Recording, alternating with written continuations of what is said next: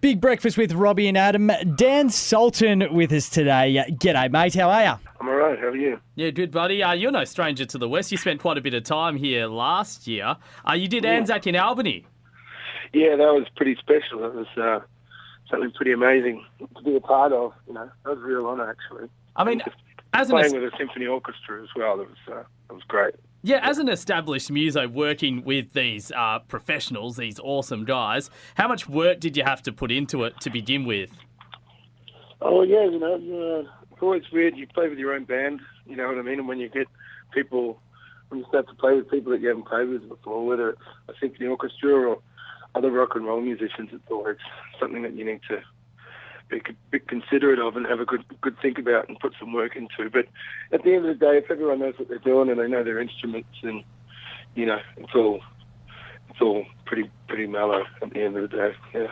Interested to know, Dan, playing with a orchestra and all that sort of stuff as well, what sort of prep does go into it? Because obviously you're mostly in Melbourne. Do you have to go across and just have a quick couple of practices, or how does that work? Yeah, we had a few days in Albany, so we actually had a few rehearsals with them, which was great. We ended up, like I said, had a couple of days beforehand, and it was nice actually to have a bit of time to prepare, and it was a pretty mellow schedule. There's certainly times when it hasn't been as mellow, and you're in there and you're straight into it. But I think we arrived and we had that evening off, and then the next day we had sound checks and rehearsals, and the day after that, and then we had the performance. So yeah, we had plenty of time. Now, last year as well, you toured Broome, one of your favourite parts of the world. Yeah, it's pretty special out there. Yeah. What do you like most about the Kimberley? I don't know. I think it's a very important, special part of the country and the world. We've got a lot of beautiful parts to this country, and I think while we can still appreciate it for what it is, I think that's important to do. I think if the powers that be have their way, we won't be able to. They're kicking people out of communities up there. They're trying to get in there and set up some industry, which is, and doing it illegally, not doing it the right way, and just kind of going for it and not worrying about their own laws, And I think while we can appreciate its beauty, we need to. I hope it's going to be like that forever, but we'll just have to wait and see. We'll be back in a few minutes' time here on The Big Breakfast with Dan Sultan, and we'll have a chat about the upcoming tour. Big Breakfast with Robbie and Adam. We're back with Dan Sultan. Mate, I know it's been very, very busy for you over the last year. I mean, we're talking Blackbird, then there's the new album Dirty Ground.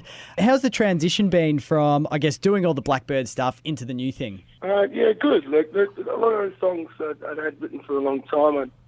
I hadn't written for a long time before Blackbird, and then once I started writing, there was a lot of songs, And I wanted to get something out again, to get something out quickly while it was all still pretty fresh, But it is the opposite to Blackbird. Blackbird was 2 months and a lot of production, and this was a few hours and just a room with a guitar and microphones. So yeah, it's the opposite. It's hard. You can't compare them. That's apples and oranges. You worked with Paul Kelly and Paul Dempsey.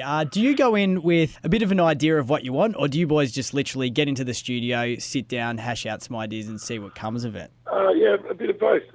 When me and Paul Kelly got together, we both had some ideas beforehand, and we kind of helped each other finish off a few songs in those sessions. But me and Paul Dempsey didn't really have much going on. I think I thought of something on the way to the studio, and I said, "What do you think of this?" And one thing led to another, and we had a song in a couple of hours or an hour or so. And I don't really have a particular way of going about it. I just like whatever works.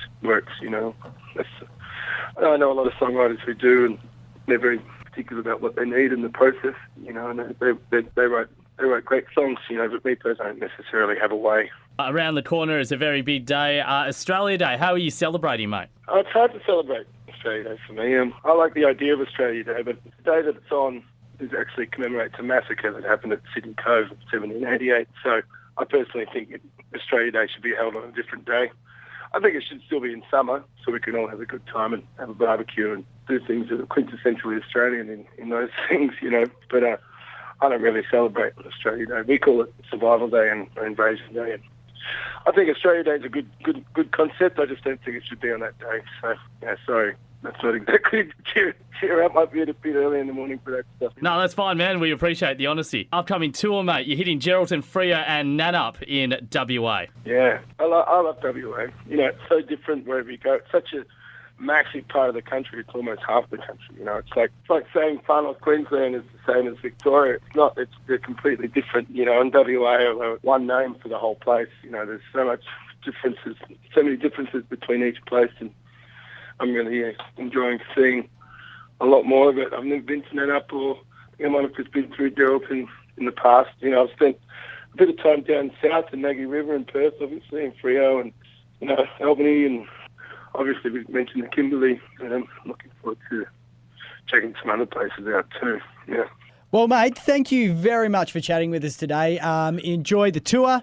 Enjoy everything that the album Dirty Ground has to offer, mate. It's been awesome. Yeah, no worries, Brian. Thanks for having me. I'm trying to save my voice, so I appreciate your patience. Cheers, man. I'll see you when I'm over there. Feb 27 in Geraldton, Feb 28 in Freo, March 1 at Nannup. They're all on our website, those dates, for Dan Sultan, bigbreakfast.com.au. Thanks, buddy. Thanks, man. See ya. We've got Nick Wharton in the next 15 minutes for Talking Sport, and Sia with her latest Elastic Heart soon on The Big Breakfast.